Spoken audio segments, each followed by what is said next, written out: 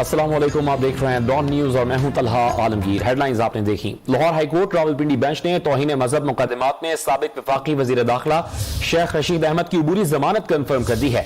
عدالت نے شیخ رشید احمد کی ضمانت 1 لاکھ روپے کے ضمانتی مچلکے کے عوض منظور کی ہے۔ ڈان نیوز کے نمائندے محمد طاہر نصیر نے ہمیں جوائن کیا ہے۔ طاہر، مزید کیا معلوم ہوا ہے؟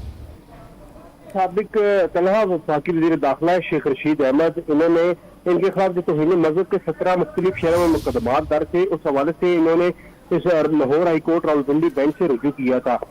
سماعت Lahore high court Rawalpindi bench کے جسٹس محمد طارق ندیم نے کی۔ اس سے قبل ان کی عبوری ضمانت میں آج تک کے لیے توسیع کی گئی تھی، تاہم آج جو ضمانت کی درخواست پر سماعت ہوئی ہے اس میں عدالت نے یہ ریمارک کیا ہے کہ یہ کیس بنتا ہی نہیں ہے اور نہ ہی کوئی ایسے ثبوت موجود ہے۔ عدالت نے دلائل سننے کے بعد شیخ رشید احمد کی درخواست ضمانت 1 لاکھ روپے مچلکوں کے وہ منظور کر لیا اور ان کو ٹرائل کورٹ کے ساتھ رجوع کرنے کا حکم دیا ہے۔ طاہر نصیر اپڈیٹ کر رہے تھے، بہت شکریہ آپ کا۔